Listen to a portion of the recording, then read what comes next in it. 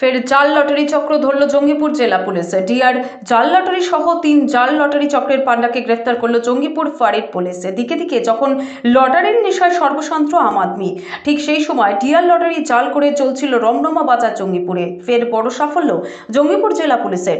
জঙ্গিপুর জেলা পুলিশের রঘুনাথগঞ্জ থানার অন্তর্গত লালখান দিয়ার ব্যারেজ সংলগ্ন এলাকায় গোপন সূত্রে খবর পেয়ে জঙ্গিপুর ফাঁড়ির ওসি পলাশ জঙ্গিপুর ফাঁড়ির ওসি পলাশ পালের নেতৃত্বে নাকা তল্লাশি চালানো হয়। নাকা তল্লাশি চালানোকালীন সন্দেহভাজন 3 জনকে আটক করা হয়। আটক ব্যক্তিদের একটি বস্তা থেকে প্রায় লক্ষাধিক টাকার জাল নোট বেরিয়ে আসে আর জাল লটারিও বেরিয়ে আসে। পুলিশ সূত্রে জানা যায়, এই জাল লটারিগুলি ঝাড়খণ্ডের দিক থেকে রঘুনাথগঞ্জে নিয়ে আসছিল আর ঠিক সেই সময় লালখানদিয়ার ব্যারেজ সংলগ্ন এলাকায় তাদেরকে আটক করে পুলিশ। বেরিয়ে আসে প্রায় লক্ষাধিক টাকার জাল লটারি। আর এই জাল লটারি চক্র কে বা কারা জড়িত রয়েছে তা ইতিমধ্যেই তদন্ত শুরু করেছে জঙ্গিপুর ফাঁড়ির পুলিশ।